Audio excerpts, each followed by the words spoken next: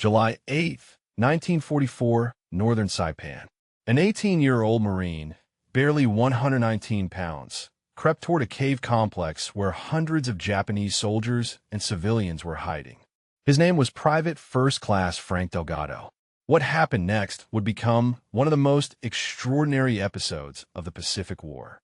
One young Marine would walk alone into the shadows of fear and propaganda and persuade entire groups of Japanese soldiers and civilians to surrender. By the end of the war, this single Marine would be personally responsible for convincing approximately 1,500 people to lay down their arms. People who had been told that surrender meant torture, humiliation, and certain death. The story of Frank Delgado is not written in battle plans or strategy maps, but in the space between lies and truth, between propaganda and humanity. And it begins far from the jungles of Saipan and the barrios of south-central Los Angeles. Born in 1926 to a struggling Mexican-American family, one of 7 children, Frank's childhood was shaped by hardship during the Great Depression. But at the age of 12, his life took an unexpected turn. He moved in with the Yamada family, Japanese Americans who welcomed him into their home. It was here at the dinner table, not in a classroom, that Delgado learned to speak Japanese. He ate their food, celebrated their customs, absorbed their culture, and came to understand the subtle values of honor, duty, and family that governed Japanese life. Then came December 7th, 1941, Pearl Harbor. Within months, the government signed Executive Order 9066, forcing Japanese Americans from their homes into internment camps. The Yamada family, who had raised him as their own, were sent to Topaz, Utah. Delgado watched as the people who had cared for him were torn from their lives simply because of their ancestry. That injustice planted a seed inside him. At 17, Frank enlisted in the Marines. He wanted to serve his country, but also to use the language and cultural skills he had been given by the Yamada family. By February 1944, Delgado had joined the 2nd Marine Division as a scout and observer. His timing placed him in the path of Operation Forager, the American invasion of the Mariana Islands, and specifically the bloody battle for Saipan. Intelligence painted a grim picture. The Japanese garrison numbered about 30,000 troops. Thousands of civilians also lived on the island. They had been told by military authorities that Americans were demons, cannibals, and rapists who would slaughter them without mercy. Mothers were issued grenades to kill their own families rather than fall into American hands. Propaganda filled the air. Surrender was painted as dishonor worse than death. On June 15, 1944, Delgado landed with the invasion force. The battle raged for weeks. Marines fought inch by inch, pushing the Japanese northward.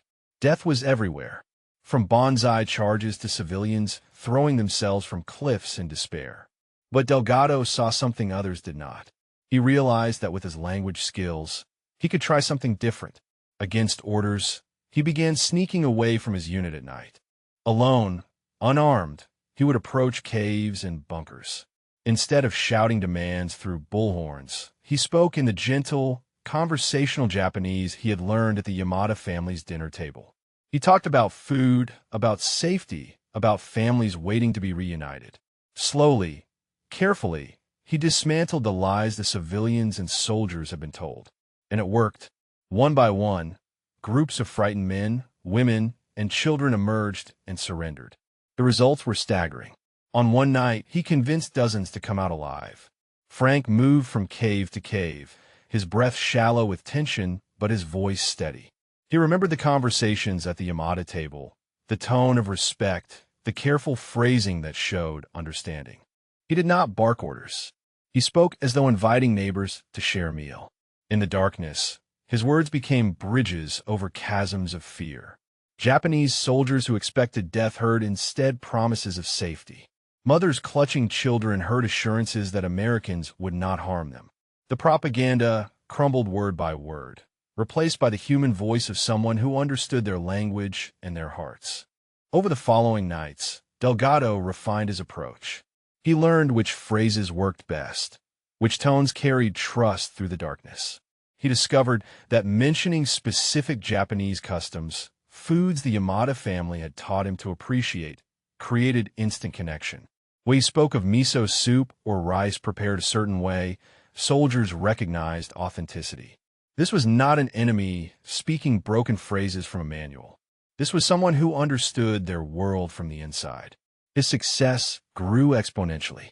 What began as handfuls of surrenders became dozens, then scores.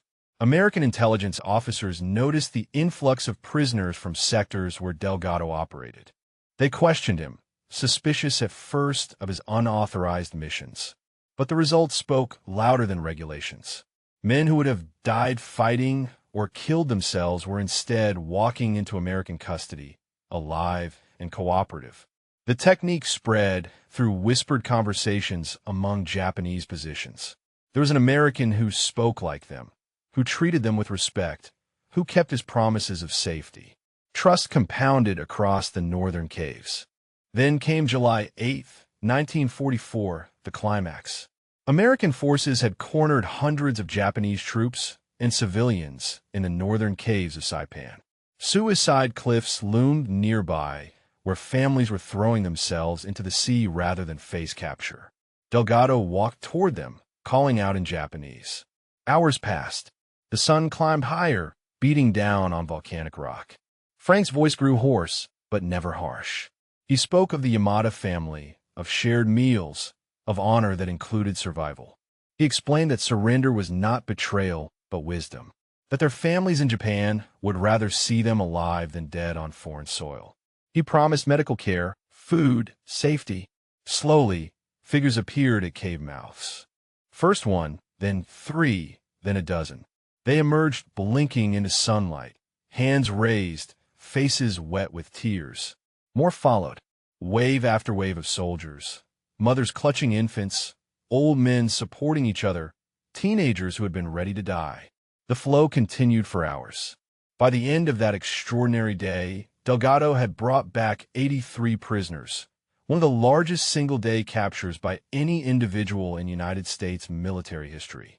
Over the following weeks, Delgado continued his one-man missions. He was wounded once by machine gun fire, the bullets tearing through his shoulder, but after treatment he returned to duty. The pain became another layer of his resolve. Each cave held more lives that could be saved, more families that could be reunited. His tally grew steadily. Every night brought new opportunities to speak truth into darkness, to replace propaganda with promises he kept. Japanese soldiers began to recognize his voice even before seeing him. Some waited for him specifically, having heard from others that the small American who spoke their language could be trusted. Mothers asked for him by description, wanting assurance from someone who understood their fears. By war's end, Frank Delgado's count stood at roughly 1,500 Japanese prisoners, soldiers, and civilians who lived because one Marine chose persuasion instead of bullets. The number was staggering, unprecedented, almost impossible to believe. Yet it was verified, documented, and witnessed by countless others who saw the streams of people he guided to safety night after night across those blood-soaked islands. For this, he was awarded the Bronze Star with Valor, later upgraded to the Navy Cross, the second highest honor for valor in the Navy and Marine Corps. His commanding officers had originally recommended him for the Medal of Honor, but the nomination was downgraded. Some officers considered his methods too unconventional. Others simply could not believe one man could accomplish so much. The resistance to his recognition revealed uncomfortable truths about military bureaucracy, about how heroism was measured, about whose stories were deemed worthy of the highest honors. Yet even with the downgrade, the Navy Cross citation itself acknowledged that he single-handedly convinced over 1,000 enemy personnel to surrender. Marine intelligence officers publicly verified his capture numbers in the 1950s, silencing some skeptics but never fully erasing the controversy. The debate over whether Frank Delgado deserved the Medal of Honor would continue for decades, a strange footnote to a story that needed no embellishment. The numbers spoke for themselves. The lives saved required no exaggeration. One small Marine from South Central Los Angeles had changed the mathematics of war. Hollywood came calling in 1960 with the film hell to eternity. But instead of celebrating Delgado's true identity as a small Mexican-American Marine, they cast a tall, blue-eyed actor in the lead role. His story was rewritten into a more conventional war movie, replacing hours of patient conversation with gunfire and explosions. Delgado himself was disappointed. The film stripped away the heart of his story, that he succeeded not through violence, but through empathy, respect, and understanding. The Hollywood version erased his heritage, simplified his methods, and turned a story of cultural bridge building into just another combat film. Audiences cheered the action sequences, never knowing that the real Frank Delgado had won his battles with words spoken in darkness, not bullets fired in daylight. The movie became moderately successful, but it told a lie wrapped in truth. It acknowledged his achievement while fundamentally misrepresenting how that achievement occurred. For Delgado, watching his life transformed into something unrecognizable was perhaps more painful than any wound received in combat. His identity, his methods, his very essence had been edited away for mass appeal. In 1990, Delgado published his autobiography, Saipan's Suicide Island. There he told his story his own way, emphasizing that what made him effective was not perfect language, but the ability to see Japanese soldiers and civilians as human beings. He described how he would sit outside caves for hours, talking until fear gave way to trust. The book reclaimed his narrative from Hollywood's distortion. Page by page, he restored the truth that patient conversation, not dramatic action, had saved those 1,500 lives. He wrote of the Yamada family dinners where he learned not just words but worldview. He explained the subtle differences between commanding and conversing, between demanding surrender and inviting survival. Critics praised the autobiography for its honesty and humanity. Readers discovered a war story unlike any other, one where the hero's greatest weapon was understanding. For Frank, publishing the book meant finally controlling his own legacy. No studio executives could rewrite it. No casting directors could erase his identity.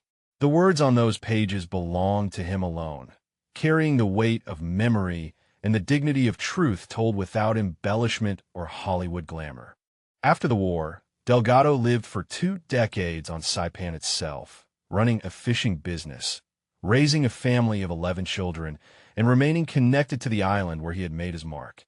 He became a speaker and advocate, reminding younger generations that cultural understanding is as vital as firepower.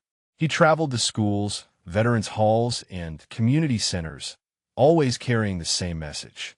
The most powerful weapon in war can sometimes be the ability to see your enemy as human. His presence on Saipan was itself a statement. While other veterans fled their battlefields, seeking to forget the trauma, Frank chose to remain among the caves and cliffs where he had saved so many lives. The island became home in ways south-central Los Angeles never could. His children grew up hearing stories not of killing, but of saving, not of hatred, but of understanding. They learned Japanese from their father, just as he had learned it from the Yamada family, continuing a cycle of cultural connection that transcended conflict. Frank became a bridge between former enemies, hosting both American veterans and Japanese survivors at his home, proving that reconciliation was possible when built on respect.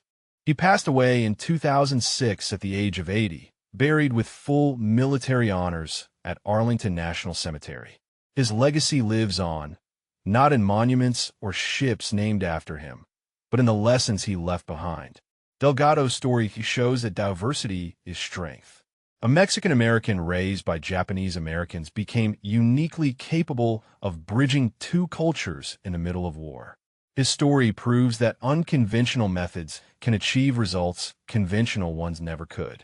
And it demonstrates that in the darkest moments of conflict, choosing respect and humanity can save lives when violence would only destroy them. On Saipan, where death seemed inevitable, Frank Delgado offered life, and more than 1,000 people believed him. His verified achievements stand as one of the most remarkable acts of individual initiative in World War II. The Pied Piper of Saipan remains a reminder that even in war, the most powerful weapon can sometimes be understanding. One small Marine from South Central Los Angeles proved that 1,500 times over, one conversation at a time, one life at a time, in the darkness of caves where hope seemed impossible until someone spoke their language and saw their humanity.